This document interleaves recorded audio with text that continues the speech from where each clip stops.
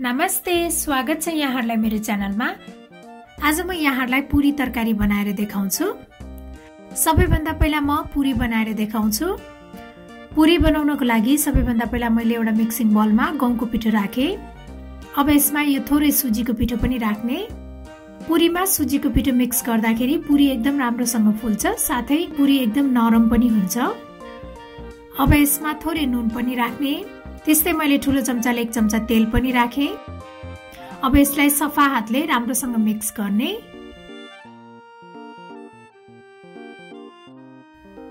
यतिको मिक्स भइसकेपछि अब यसमा थोरै पानी राख्दै यसको चाहिँ डो बनाउनु पर्छ।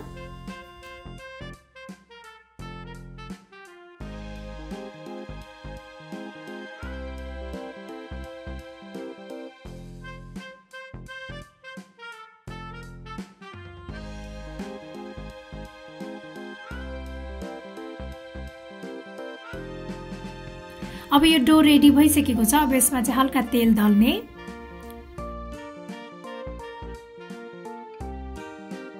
र अब यसलाई कभर गरेर आधा घण्टा जति यतिकै राख्नुपर्छ।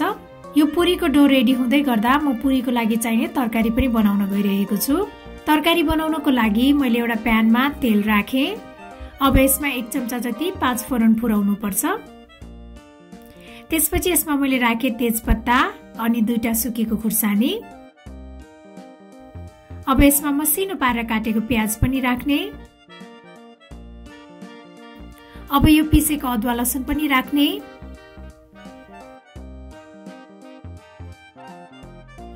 अनि यसमा बेसार, जिरा धनिया पाउडर, गरम मसाला पाउडर, रातो धुलो खुर्सानी र नुन स्वाद अनुसार राख्ने। त्यसपछि मैले यो मसिनो पारेर काटेको टमाटर पनि राखे। अब यो सबैलाई राम्रोसँग मिक्स गर्ने र अब यो टमाटर नपाकुन्जेल पकाउनु पर्छ। टमाटर राम्रोसँग पाकिसकेको छ। अब यसमा यो उसिनेको आलु पनि राख्ने। अब यो आलुलाई चाहिँ 1 मिनेट जति यतिकै पकाउनु पर्छ। अब यसमा हरियो मटर पनि राख्नु पर्छ।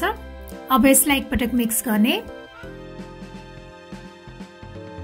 त्यसपछि मैले राखे 1 कप जति पानी। अब यसलाई यतिकै 1 मिनेट जति पाक्न दिनुपर्छ। अब यो मसिनो पारेर काटेको हरियो धनिया पनि राख्ने। अब यो पुरीको तरकारी पनि सर्भ गर्नको लागि रेडी भइसकेको छ। त्यस्तै अब यो पुरीको डो पनि रेडी भइसकेको छ। यो चाहिँ यस्तो बनेको छ। अब यसबाट मैले थोरै डो लिए, सानो ठिक्क साइजको।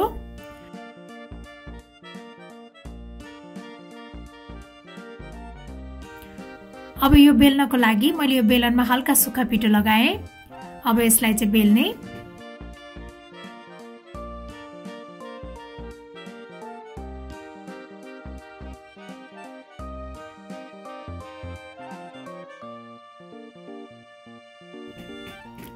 यो पुरी चाहिँ ठिक्क साइजको हुनुपर्छ, धेरै बाक्लो अथवा धेरै पातलो हुनु हुँदैन।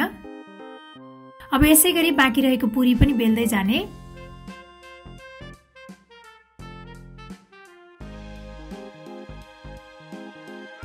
अब यो पुरी तार्नको लागि मैले कराईमा तेल तताइसकेको छु।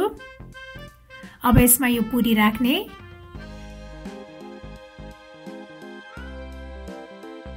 यो पुरी चाहिँ कस्तो मजाले फुलेको छ। अब यसलाई अर्को साइड पनि फर्काएर पकाउने।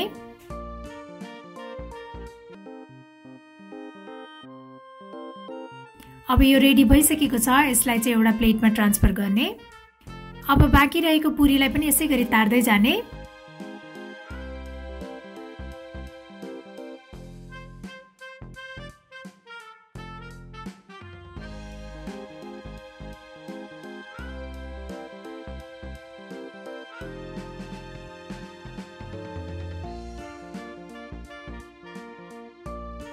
मैले चाहिँ सबै पुरीहरू बनाइसकेको छु।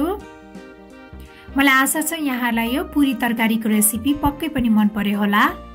र मेरो अरु यस्तै रेसिपीहरूको लागि प्लिज मेरो च्यानललाई सब्स्क्राइब गरिदिनु होला र मेरो भिडियोलाई लाइक, शेयर र कमेन्ट पनि गरिदिनु होला। Thank you for watching. Bye by.